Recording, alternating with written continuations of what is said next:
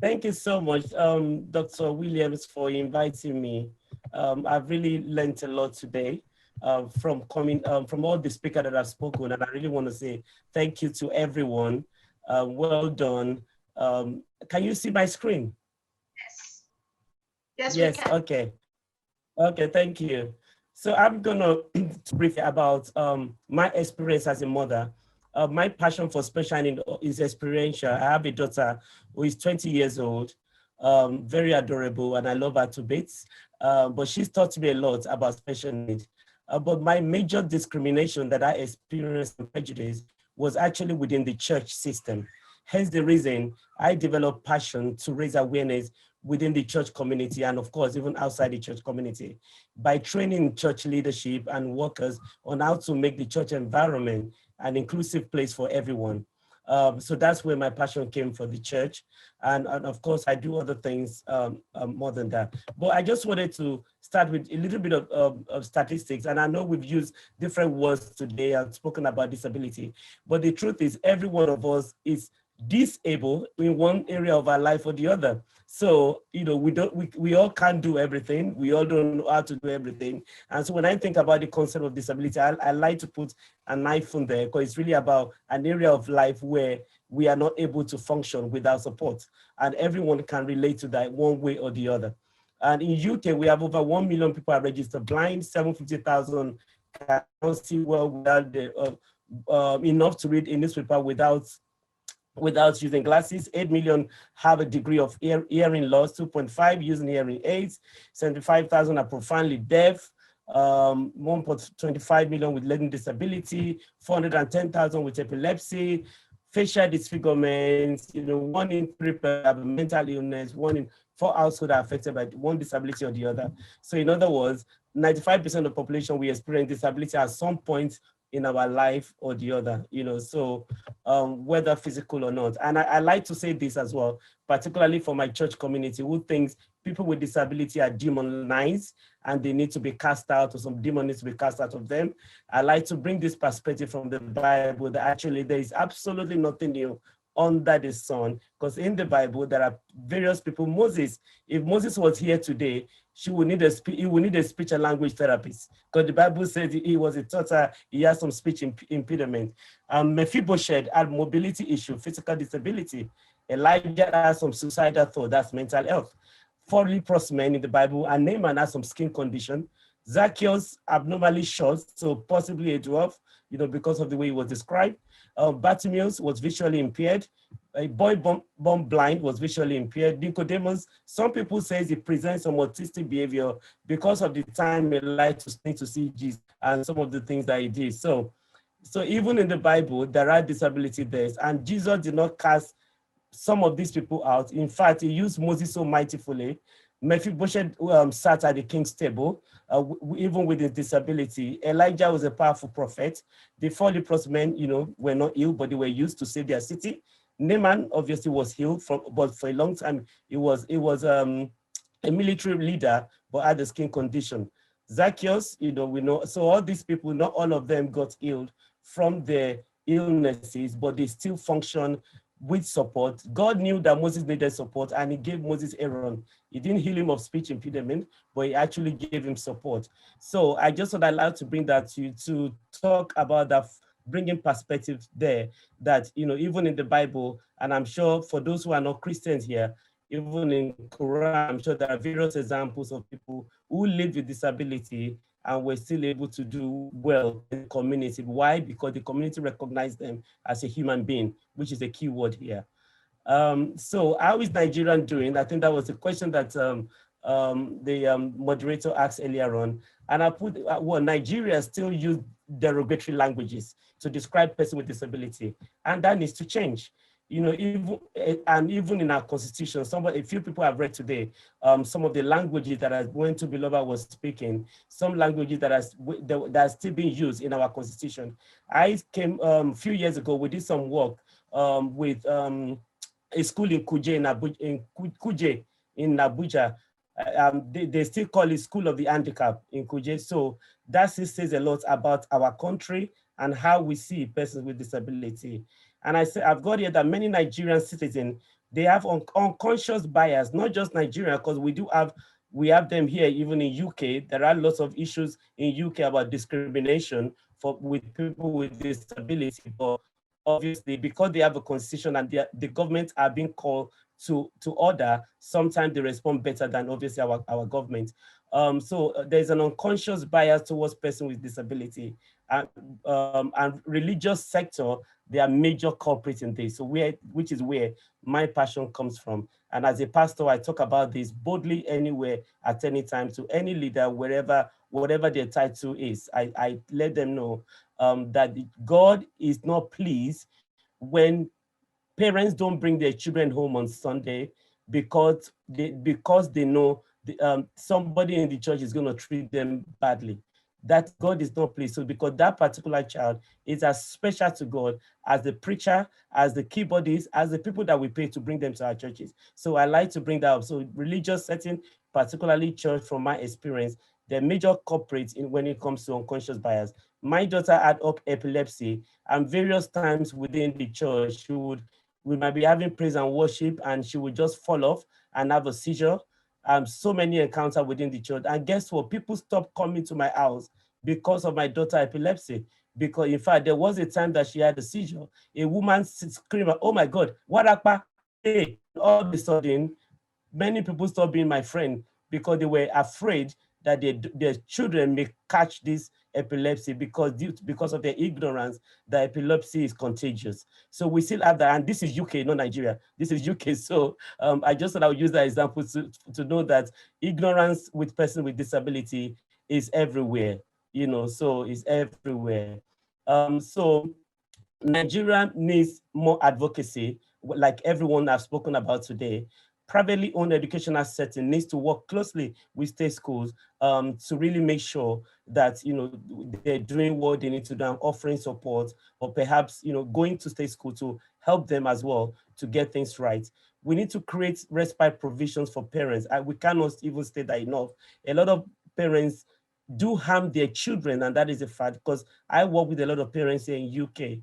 Many people harm their, there was a case of a woman who killed a disabled child even here in UK, I think last year. So, and we've heard so many stories of that. They do harm their children out of frustration, out of anger, out of unresolved mental health issues that these parents actually go through. So they need respite provision is very, very important and very, very crucial. And that is why I'm not surprised that parents will dump their children in school and just disappear because they just don't know how to handle it. Many of them have not been equipped to actually look after these children. So hence the reason is very important in all our work that we do. I'm passionate about equipping parents to make them better parents in raising their children. So I do a lot of work around that, training and workshop, one-to-one support for parents, because I realize even here in UK, having one right information goes a long way in helping that parents to be a better one to their children. And you know that even having a child without disability can be as challenging as ever, because none of us have a manual when we give birth to our children, and they're all different in different ways. But when you now have one with any form of disability or additional needs, you can imagine what that feels like for parents who don't know what to do. So I want to encourage us in all the work that we do, particularly in Nigeria. Let's also do a lot of work with parents, educating them, helping them, supporting them, equipping them so they can be better parents and see these children as a vital VIP. I always call my children VIPs, all my special needs children. They are very important person. VIP, they are VIP, they are champions, they are masterpiece. That is how God sees them. And we need to let this, when these parents see their children that way, they better for them. That's what I believe. And it's a journey that I have to take myself. I have to accept that my child is who she is. I have to accept that this is what she's going to be for the rest of her life. And when I went through that stages of grief, where I was first in denial, then I was angry, then I was blaming, blaming other people, and then regret. Then I realized, okay, this is it. Stop all these negative emotions, get help, seek help, and speak out. And that was exactly what I did. And I began to be an advocate for my child. And she's doing very well. She's 20 now. Many things that the doctor said she would not be able to do when she was young, She's doing it beautifully. And I made a choice to actually showcase this girl because that was the word the Lord gave me in John, using the scripture, John 9. And I mean, apology for those who are not Christian. My faith is part of my identity. So unapologetically, I always use it wherever I speak, whether I'm speaking in corporate body or anywhere, so that is part of who I am. God spoke to me using the Bible, John 9, about a boy that was born blind.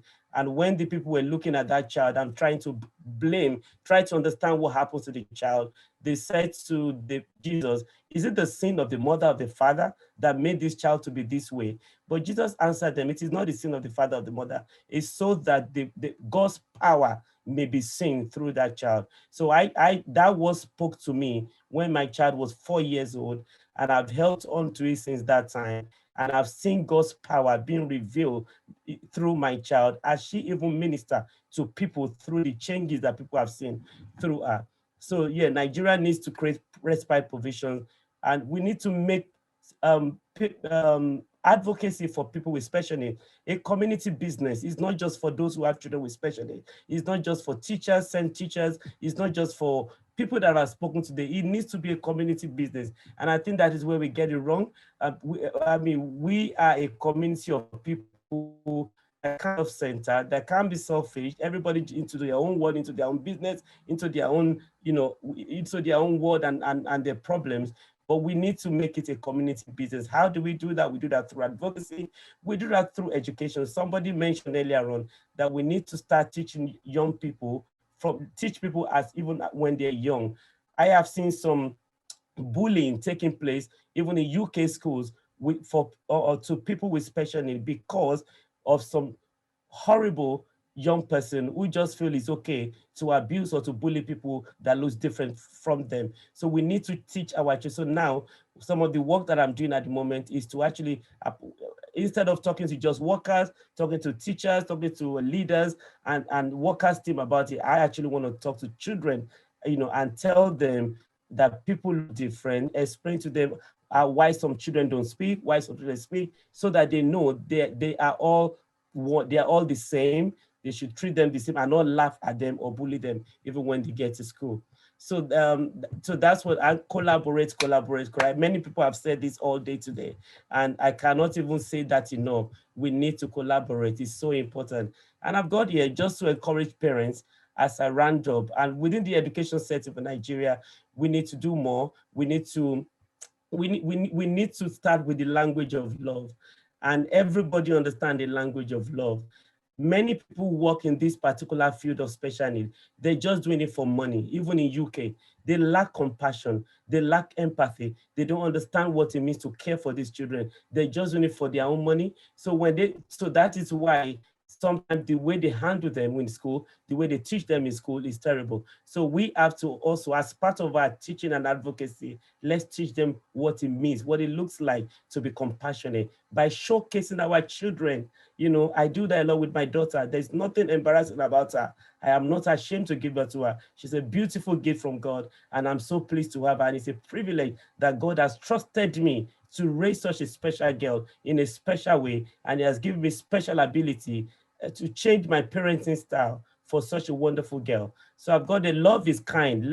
She has taught me what real kindness looks like, because person with disability, as you know, they are extremely generous and one of the most kindest people in this world. They share anything and everything. They are loving and they give the best smile ever. So as you can see, my daughter gave it. So let's teach people kindness through them. Love is not self-seeking. It keeps no record of wrong. Love does not delight in evil, and it rejoices in truth. That's love. Love is patient, nurturing this child. Just to encourage parents here tonight. When I gave birth to I always say she gave me a CPO, which is one of the languages that we use within the housing industry. Compulsory patience order. That's what she gave me.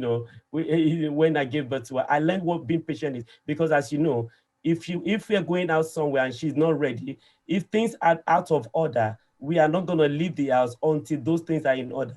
If a shoe is not facing the right direction in any part of the house, she will make sure it's set before we leave. So she taught me patience. She taught me not to rush. She taught me that routine is very important. And love does not dishonor people. We have to teach people what not dishonoring looks like by the way we treat our children, even in front of people as well, whether in school, whether at home or in the community. No matter what they're doing, no matter how embarrassing it feels or how it makes us feel, we must always remember how to do. And I'll share this. I was preaching in a church one time, and I took my daughter with me, and she was on her period. And one of that moment, she wanted to go to the toilet. I was preaching right on the pulpit, and I told one of the people there to tell you how ignorant church members are. I said, please take her to the toilet and please go inside and stay with her until she comes out. But this person took her out and stayed outside the toilet, and then she went in herself.